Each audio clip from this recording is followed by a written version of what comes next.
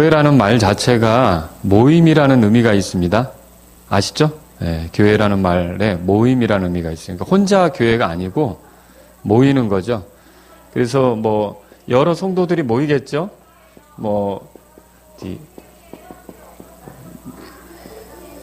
이렇게 모이겠어요. 모이는데 이걸 우리가 몸이라고 그러죠. 몸. 몸의 머리는 누구죠? 예수님이시죠. 이게 이제 정확하시죠?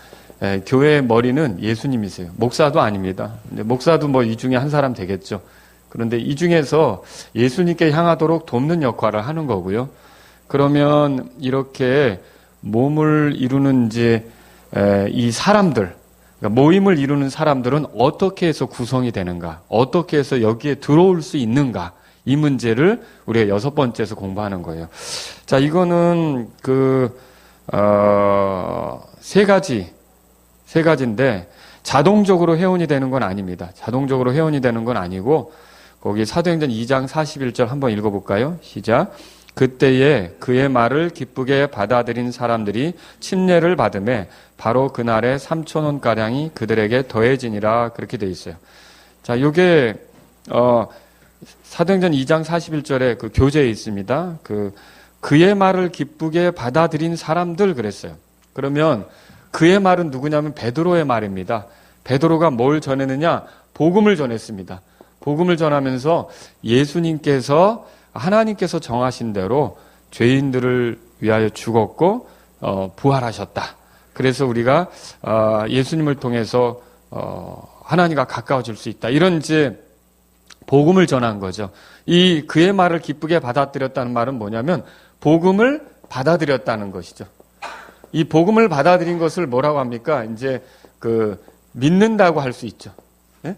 그래서 분명히 교회 회원이 되려면 믿음이 있어야 돼요. 그래서 이 믿어서 구원받은 사실이 명확히 있어야 돼요. 그러니까 구원받은 것이 내가 명확하지 않다. 그러면 같이 물론 섞여 있을 수는 있습니다. 이제 제가 소문자로 표시했지만 이렇게 섞여 있을 수는 있지만 진짜로 아직은 그 몸 안에 들어온 것이라고 말할 수는 없어요. 그러니까 우리가 방문자 혹은 한편으로 말하면 손님 이런 식으로 계속 생각이 될 수밖에 없는 거예요. 아직 이 속에 온전히 속하지 않았다. 그렇게 볼 수 있는 거죠. 그래서 첫 번째로 중요한 게 뭐냐면 나는 구원받은 사람인가? 그러니까 나는 오늘 죽어도 하늘나라에 갈 수 있는 확신이 100% 있는가? 그리고 하나님께서 내 죄에 대해서 심판하실 때 나는 지옥에 던지시는 것이 아니라 이제 용서받은 사람이기 때문에 천국으로 인도하실 것인가? 이런 구원받은 확신이 명확히 있는 사람이 여기 보면 이제 그의 말을 기쁘게 받아들인 사람이에요. 그 다음에 자 그래서 첫째는 뭐냐면 첫째는 구원받은 사람이어야 돼요. 두 번째는 이 구원에 대한 것을 이제 침례로 보여주는 거죠. 그 침례는 뭐죠? 침례 의미가? 침례. 예수님께서 나의 죄 때문에 죽었다, 묻혔다, 부활했다. 이걸 믿는 거잖아요. 그러니까 우리가 침례 받을 때 물 속으로 들어간단 말입니다. 자, 처음엔 물에 서 있어요, 이렇게. 그러다가 두 번째는 이제 물에 이렇게 눕죠. 이렇게. 다시 물에서 또 올라오죠. 자, 이게 뭐예요? 내가 예수님과 함께 죽는다 이거예요. 이게 마치 매장되는 것처럼 무덤에 들어가는 것처럼 그 다음에 예수님과 함께 묻혔다 이거죠. 그리고 예수님과 함께 다시 일어난다. 그리고 또 예수님이 나의 죄 때문에 죽었고 묻혔고 부활했다. 이걸 보여주는 게 침례예요. 그러니까 여러분 세례 준다고 머리에다 물 찍는 건 이걸 못 보여주는 거예요. 복음을 못 보여주는 거예요. 그러니까 침례는 왜 하는 거냐면 그냥 교회에 입회하기 위한 들어오기 위한 그런 의식이 아니라 물론 침례 받아야 교회 들어오는 건 맞지만 복음을 보여주기 위한 거예요. 복음이 뭔데요? 고린도전서 15장 보세요. 고린도전서 15장. 그래서 고린도전서 15장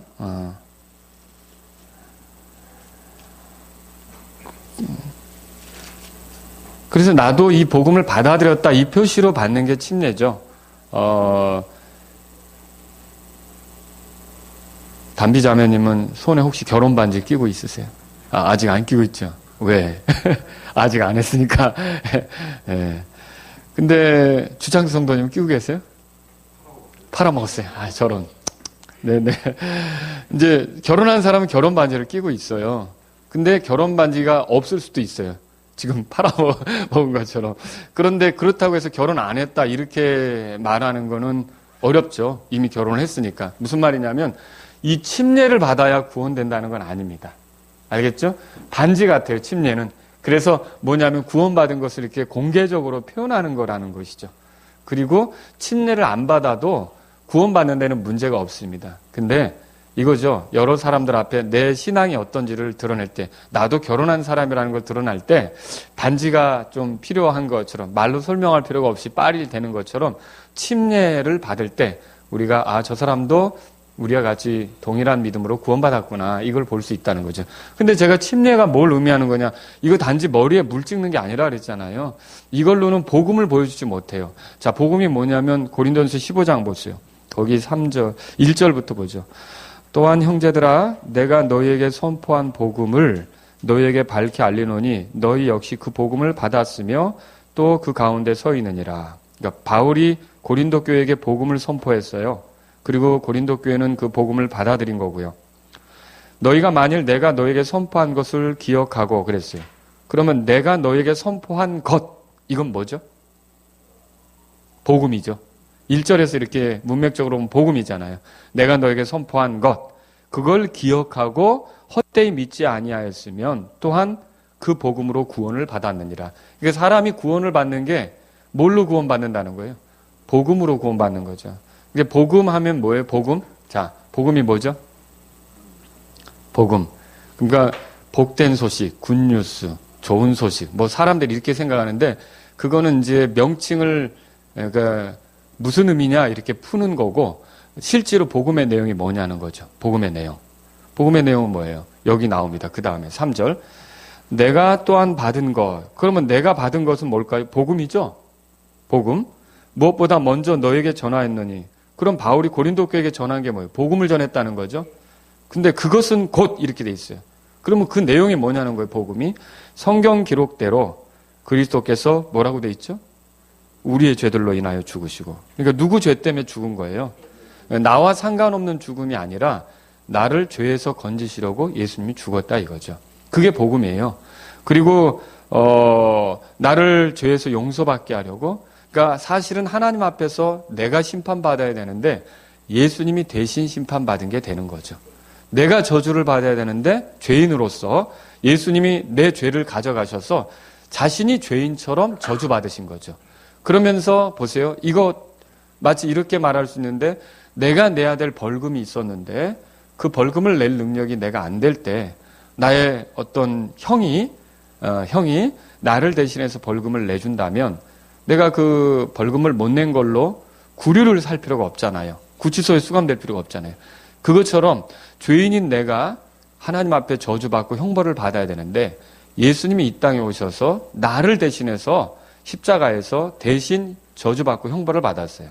그러면 죄에 대한 저주와 형벌이라는 건 뭐냐면 여러분 우리가 죄의 싹은 사망이요, 그 말 들어보셨죠? 예, 이 사망이라는 게 뭐냐? 사망이라는 것은 하나님과 철저히 분리되는 거예요. 그러니까 하나님이 돌아보지 않는 거죠. 지금은 구원받지 않아도 하나님께서 힘도 주시고 기력도 주시고 기회도 주시고 살아가게 하시는 거예요. 그런데 하나님께서 더 이상 못 본 척 하시는 때가 있어요.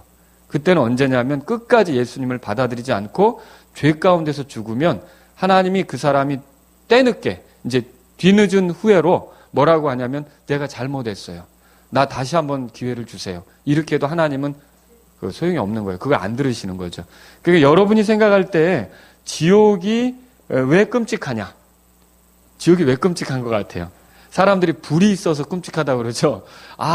뜨거워, 뭐 비명을 지르고 어두운 곳이고 슬피 우는 곳이고 이래서 지옥이 끔찍할 거라고 생각하는데 지옥의 끔찍함은 뭐냐면 바로 하나님과의 분리예요. 그러니까 하나님이 더 이상 그 사람이 도와달라고 해도 쳐다보지 않는 거죠. 손을 내밀어도 못 들은 척하는 거죠.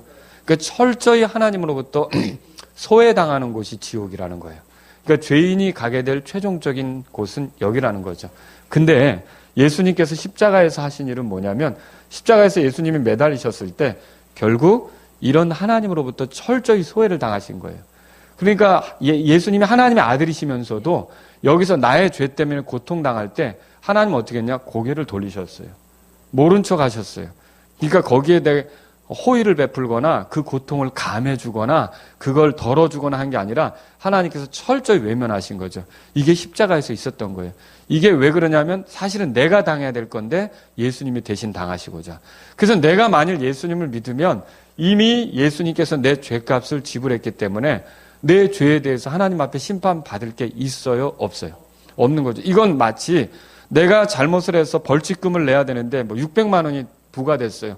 근데 내가 그걸 못 내면 하루에 5만 원씩 해서 꽤 살아야 되거든요. 5만 원씩 간단 말이에요. 근데 요즘 10만 원인가? 이렇게 아마 바뀌었을지도 모르는데 예전엔 그랬어요.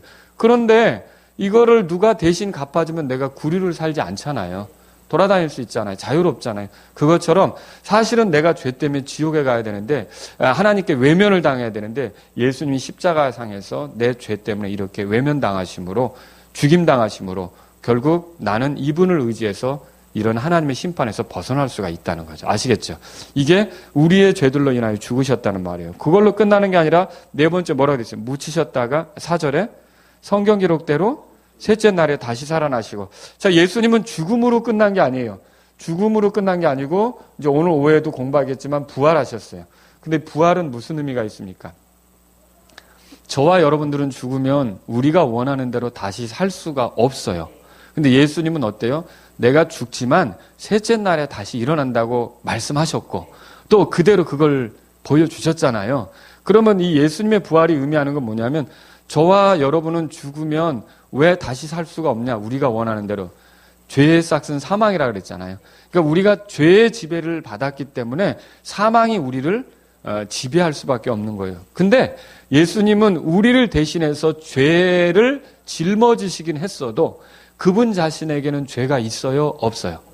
죄가 없으니까 우리의 죄 때문에 십자가상에서 처벌은 받지만 죽으신 뒤에 그분이 원하는 대로 셋째 날에 나오실 수가 있는 거예요. 그 말은 무슨 뜻이냐면 그분 자신에게는 죄가 없다는 뜻이죠. 그러면 이건 왜 이렇게 중요하느냐? 그분 자신에게 죄가 없다는 것은 죄 없는 자가 죄인을 대신해서 희생당하였기 때문에 이 희생은 효력이 있다는 거죠. 여러분, 죄인이 죄인을 위해서 죽어요? 이건 소용없어요. 왜냐하면 내가 빚이 있는 사람인데 빚이 1억 원이 있는데 빚 1억 원을 진 사람에게 이 빚을 갚아주겠다. 말도 안 되는 소리죠. 네 빚이나 갚어 이러죠. 사람들이. 그죠? 근데 빚이 없어요. 그리고 뭐 많은 재산을 가지고 있어요. 그러면 얼마든지 갚아줄 수 있잖아요. 그런 것처럼 빚이 없는 자가 대신 빚을 갚는다고 할 때 그것도 여력이 있는 자가 그렇게 갚는다고 할 때 효력이 있는 것이지 빚이 있는 자가 빚 있는 자를 위해서 뭘 해주겠다고 하면 무슨 효력이 있겠냐는 거죠. 똑같이 예수님이 만약 죄가 있다면 우리를 위해서 구원자가 될 수가 없는 거예요.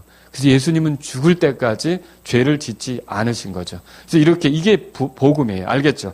그래서 이렇게 해서 이 복음을 예수님이 나의 죄 때문에 죽으셨고 묻히셨고 부활하셨고 이거를 믿는 거예요. 그걸 믿는 걸 침례로 보여주는 거죠. 그래서 구원받았고 침례 순종하고 세 번째는 뭐예요?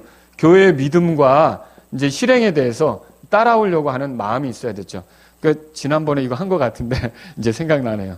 왜냐하면 예를 들어 저보고 순복음교회 가서 신앙생활 하라면 못 하겠거든요. 왜냐하면 믿음이 다르니까. 제가 발견한 믿음은 방언 같은 것이 성경적이지 않다는 게 저는 이제 방언을 제가 했었지만 중학교 3학년 때부터 방언을 했었지만 나중에 성경을 보고 아니라는 걸 알고 버리게 됐거든요. 그런데 다시 그런 교회 가서 생활하라든지 아니면 장로교 가서 유아 세례를 허용하면서 신앙생활 하라면 저는 못하겠거든요. 그러니까 뭐냐면 믿음이 같은 데로 가야 되는 거예요. 그래서 나는 이 교회 들어올 때 믿음이 이 교회와 같다. 아니면 적어도 그걸 확인하지 못했으면 이 교회 믿는 바대로 따라서 같이 가겠다. 이럴 뜻이 있다면 이제 이 교회에 더해지도록 하겠죠. 아시겠죠? 그래서 이거를 얘기한 거예요. 크게 두 가지는요. 구원받고 침례에 순종하면 어느 교회든지 일단은 들어갈 수가 있어요. 자기가 동일한 믿음을 이제 찾아가면 되겠죠. 알겠죠? 이걸 얘기한 거고. 7번째, 교회에게 두신 두 가지 직분이 있어요. 직분은 교회에게 주신 두 가지 직분은 뭐죠? 감독하고 집사예요. 여러분 아시죠? 감독하고 집사. 자, 어떤 사람은 이런 그 직분을 성경대로 이렇게 생각하지 않는 경우가 있습니다. 자, 제가 한번 여러분에게 설명을 드릴게요. 그래서 어때요? 맨 처음에 이제 입교를 하죠? 입교. 그리고 권찰 들어보셨어요? 권찰. 집사 다음에 안수집사. 그 다음에 안수집사 위에 이제 권사. 혹은 여기서 이제 또 저기 되면 장로. 이렇게 나가죠. 또 목사 요 사이에 뭐 전도사. 혹은 요 사이에 또 강도사. 그리고 요 위에는 또 뭐 감독. 뭐 이런 식으로 막 복잡하게 교회 안에 이런 게 있어요. 근데 실제로 교회에게 주신 거는 단 두 가지라는 거예요. 여기 보면 감독하고 집사라고 하는 거죠. 이거는 디모데전서 3장 보세요. 디모데전서 3장 보시면 직분은 디모데전서 3장 거기 보세요. 1절에 다 같이 읽겠습니다. 시작. 남자가 감독의 직무를 사모하면 선한 일을 사모한다는 이 말은 참된 말이로다. 감독의 직무가 나오죠. 그 다음에 여러분 그 13절 보세요. 시작. 집사의 직무를 잘 수행한 사람들은 자기를 위해 좋은 지위를 얻으며 또 그리스도 예수님 안에 있는 믿음에서 큰 담대함을 얻느니라. 감독의 직무 또 집사의 직무 두 가지가 나와요. 이거 외에는 이제 사실 사람들이 여러 가지 만든 거죠. 이 권사는 어디서 가져왔느냐? 제가 성결교에 있었으니까 이 권사가 어떻게 생겼나를 봤어요. 그러니까 로마서 12장에 그 근거를 들더라고요. 로마서 12장으로 가보세요. 로마서 12장. 그 성결교의 헌법에 그게 있더라고요. 그 권사는 어디서 온 거냐?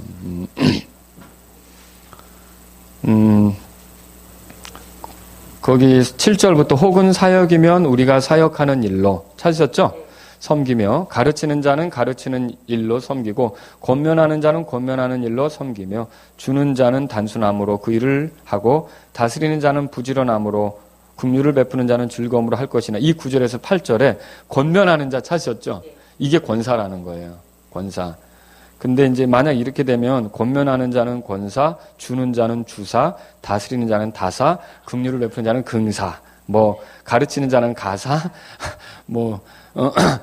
이렇게 막 여러 가지로 만들어야겠죠. 근데 이거는 사실 뭐라고 그럴까 이렇게 맞추기 위해서 어쩔 수 없이 인용한 성경 구절이고 성경에서 말하는 직무는 단 두 가지, 감독하고 집사밖에 없다는 거죠. 아시겠죠? 그럼 여기서 이제 이걸 또 알아야 돼요. 감독은 어떤 사람이냐? 감독은 여러분 이거는 약간 그리스 혹은 로마식으로 이제 불리는 거예요. 왜냐하면 총독이라고 들어보셨죠? 총독. 이게 어느 한 지역을 다스리는 자를 보통 감독자 이렇게 부르거든요. 그러니까 교회를 이렇게 우리가 오버시어라고 합니다. 위에서 본다 이런 뜻이 있는데 이렇게 말하자면 내려다보면서 뭐가 필요하고 뭐가 어떻게 조정해야 되고 이런 역할을 하는 사람 있잖아요. 이걸 감독자라고 해요. 감독자. 근데 교회에서 교회를 맡아서 수고하는 일꾼을 감독자라고 하는 거예요. 근데 이게 오늘날 뭐와 같으냐면 말하자면 장로, 이게 목사 같은 거예요. 그러니까 장로는 유대의 개념이에요. 유대 개념. 감독은 그리스 개념이고요.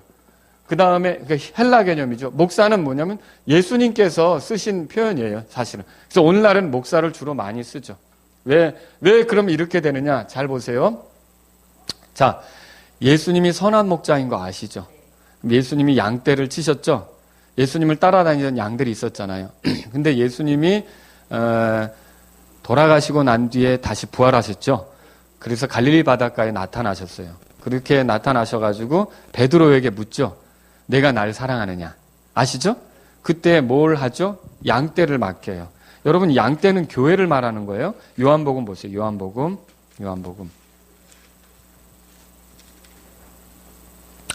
21장 21장 15절에 이처럼 그들이 먹은 뒤에 예수님께서 시몬 베드로에게 이르시되 요나의 아들 시몬아 내가 이것들보다 나를 더 사랑하느냐 하시니 그가 그분께 이르되 주여 그러하나이다. 내가 주를 사랑하는 줄 주께서 아시나이다 하며 그분께서 그에게 이르시되 뭐라고 돼 있죠? 내 어린 양들을 먹이라 그렇게 돼 있죠. 그게 먹인다는 거는 물론 뭐 꼴을 주는 것도 포함하고 돌보는 것도 포함하는 거예요. 우리가 양을 친다고 그러잖아요. 그런 걸 다 포함하는 거죠. 그 다음에 다시 두 번째 물었죠.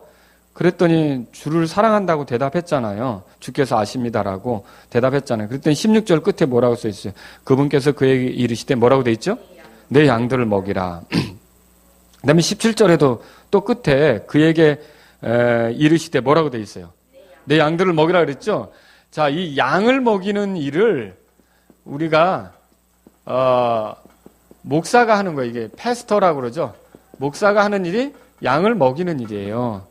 이게 그러니까 교회는 뭐예요? 교회는 양떼라고 이렇게 표현돼요. 양떼 혹은 양무리 이게 어떻게 해서 그렇게 되냐면 사도행전 20장에 가보세요. 사도행전 20장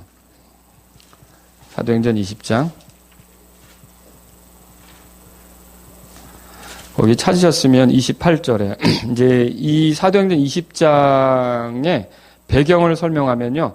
17절 보세요. 먼저. 그가 밀레도에서 에베소로 사람을 보내어 누구를 불렀어요? 교회의 장로들을 불렀다고 돼 있죠? 자, 제가 이제 여기 장로를 불렀다고 표현해 놓을게요. 이 장로를 부른 겁니다. 알겠죠? 장로를 부른 거예요. 그런데 이 장로들에게 17절부터 쭉 이제 얘기하는 거예요. 그들에게 18절부터 그들이 오면 그가 그들에게 이르되 이렇게 쭉 말하는 내용이 여기 흘러가는 거예요. 그리고 28절에 보세요. 그러므로 너희 자신과 온 양떼에게 주의를 기울이라 그랬어요. 제가 교회가 아까 양떼라 그랬잖아요. 그러면 장로가 하는 일이 뭐였어요? 양떼를 돌보는 일을 하는 게 장로였단 말이에요.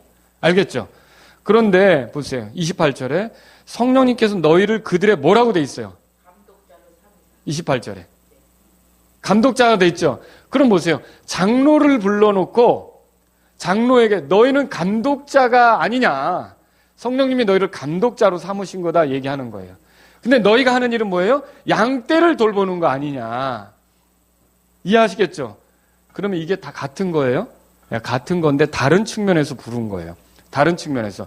이 히브리식으로 하면 장로고요. 왜냐? 장로는 이렇게 쓰는 거는 본보기 때문에 그래요. 옛날에 그 구약의 이스라엘 백성의 장로다 이렇게 하면 그 사람이 그 백성 중에 어른으로서 저 사람이 모델이고 저 사람을 따라가야 된다는 의미로 장로를 쓰는 거예요. 그리고 감독이라는 의미는 그리스 개념이라 그랬잖아요. 이거는 그 사람이 위에서 보면서 이것저것 관리하고 다스리고 이런 역할을 하는 게 감독이란 말이죠. 그리고 목사라고 하는 건 그러니까 꼴을 먹이듯이 말씀도 주고 그들을 이렇게 바르게 혹시 어디 부족한 게 없는가 피드, 이 양을 먹이는 거죠. 살피는 거. 이런 일을 하는 거라는 거예요. 그래서 이런 성경을 보면 뭐냐면 지금 예를 들어서 장로가 있고 목사가 있고 감독이 감리교에서는 그래요. 이게 목사 위에 또 감독이 있어요. 여러 목사들의 감독 시험을 봐서 목사 중에 감독이 나와요. 이런 개념이 아니라는 거죠. 그리고 또 목사를 견제하기 위해서 장로가 있는 거. 그게 아니라는 거죠. 사실 이것은 다 한 가지인데 보기에 따라서 각도에 따라서 부르는 거에 따라서 이렇게 말이 다르게 나올 수 있다는 거죠. 아시겠죠? 그래서 사실 직분은 이런 거예요. 이 바로 장로, 목사라고 불릴 수 있는 감독 하나하고 집사가 있다. 이 두 가지만 이해하시면 되는 거죠. 알겠죠? 그래서 여러분과 저는 이게 교회의 직분은 두 가지다. 또 베드로전서 5장 가보세요. 베드로전서 5장 가보세요. 근데 이제 어느 교회는요, 이거를 뭐 감독이라고 부를 수도 있고, 장로라고 부를 수도 있어요. 저희 교회는 뭐라고 부르죠? 목사라고 부르죠. 네, 목사라고 불러요. 근데 뭘로 불러도 상관없는데 다 같은 거라는 거죠. 이거 근데 따로따로 두면 안 되고요. 베드로전서 5장 보세요. 너희 가운데 있는 장로들에게 1절 보세요. 5장 1절. 너희 가운데 있는 장로들에게 권면하노니 누구에게 권면한다는 말이에요? 장로죠? 장로. 나 역시 장로요. 그러면 나는 누구예요? 베드로 아닙니까? 근데 베드로가 뭐 했어요? 양치는 일을 맡겼잖아요. 그죠? 근데 내 양을 먹이라고 한 목사 일을 맡은 베드로가 나 역시 뭐라고 얘기하고 있어요? 장로라고 여기서 얘기하고 있어요. 아시겠죠? 그 다음에 그리스도의 고난의 증인이요 또한 앞으로 나타날 영광에 참여할지라. 너희 가운데 있는 하나님의 양떼. 그 장로에게 말해요. 양떼를 먹이고 뭐라고 돼 있죠? 감독하되. 이 양떼를 먹이는 게 목사 일이고 감독하는 일이 있단 말이에요. 이걸 장로가 한단 말이죠. 그러니까 이게 목사 따로 장로 따로 감독 따로 이렇게 있는 게 아니라 같은 건데 부르는 각도에 따라서 이렇게 될 수 있다는 걸 얘기하는 거죠. 아시겠죠? 지금 그 얘기를 하고 있는 거예요. 그래서 여기 왜 그러면 장로라고 표현했는가? 3절에 하나님의 상속 백성의 주인처럼 군림하지 말고 오직 양떼에게 뭐라고 돼 있어요? 본이 되라는 뜻으로 장로라는 말을 썼죠.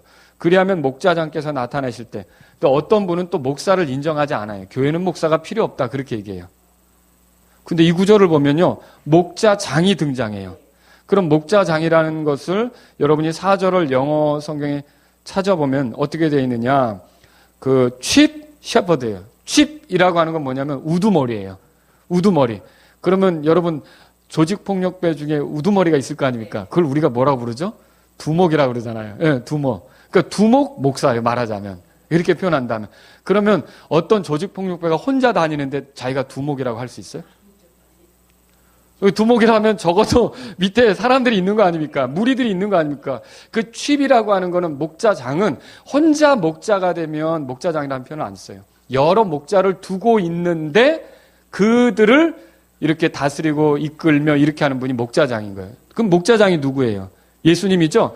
그 예수님이 자신께서 세운 지역교회를 감독하도록, 양들을 먹이도록, 그리고 그들에게 본보기가 되도록 세운 사람이 그러니까 뭐예요? 목사다. 이 목사 혹은 장로, 감독이라고 불릴 수 있는 사람이다. 이렇게 보면 되는 거죠. 알겠죠? 이렇게 해서 목사가 있는 거고요. 그리고 여기서 보면요. 또 여자들은 이 목사를 할 수 있어요? 여자들은 안 됩니다. 오늘날에는 이제 여성 상위 시절 그래서 또 페미니즘이 활동하고 이렇게 하다 보니까 여자들도 목사가 되는 것처럼 생각하는데 한번 성경 찾아보세요. 디모데전서 3장. 그래서 법대로 경주하지 않으면 상을 얻지 못하는 것처럼 아무리 수고해도 주님 앞에서는 아무것도 얻지 못하게 되는 거죠. 디모데전서 3장 보세요. 아까 감독이 목사라고 그랬죠? 1절 보세요. 남자가 이렇게 시작돼요. 남자가 감독의 직무를 사모하면, 근데 여자가 사모해도 된다는 말은 없어요. 알겠죠? 남자가 감독의 직무를 사모하면 선한 일을 사모한다는 이 말은 참된 말이다. 그러므로 목사는 이 소리예요. 반드시 책망받을 것이 없으면 뭐라고 돼 있어요? 한 아내의 남편이 목사를 하는 거예요. 알겠죠? 근데 오늘날은 또 부부가 목사인 경우도 있더라고요. 별 희한한 시절이 다 됐어요. 요즘 시절은. 성경하고 안 맞는 거죠. 맑은 정신을 이렇게 쭉 나오고요. 그 다음에 여기 보면 4절에 보세요. 자기 집을 잘 다스려서 자기 자녀들을 모든 위험으로 복종시키는 자라야 할 것이니라. 그러니까 목사는 집을 다스려야 돼요. 가장이 누구예요? 그래도 요즘 또 여자도 가장이라고 하는데 사실 부부가 있다면 누가 가장입니까? 남자가 가장이죠. 자기 집을 잘 다스려야 되는 거죠.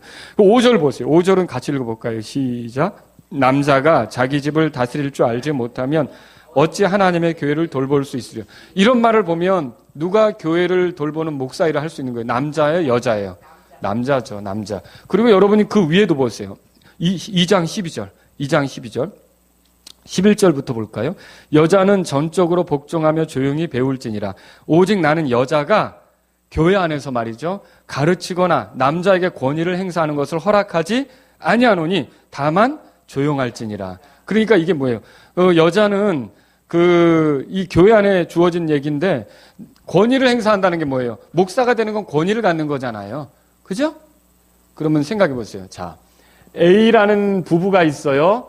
B라는 부부가 있어요. 이게 소문자는 아내라고 생각해 보세요. C라는 부부가 있어요. D라는 부부가 있어요. E라는 부부도 있죠. 이게 교회의 식구예요. 근데 자, 이 사람이 갑자기 어느 날 신학교 가겠다고 해서 목사가 된 거예요. 이 사람이 여자가 목사가 된 거예요. 근데 이 사람은 사실 가정적으로 말하면 누구 권위 아래 있는 거예요? 이 남편의 권위 아래 있는 거죠.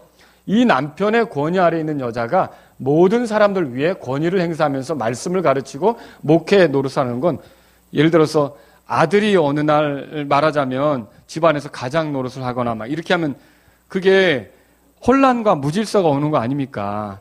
부모가 있는데 뭐 부모 도장 다 빼앗고 뭐 이렇게 하면서 엉뚱한 짓 하면 그건 무질서 아닙니까? 똑같이 권위 아래 있는 자가 다른 사람들을 위해서 권위를 행사하는 건 혼란을 조장하는 거라는 거죠.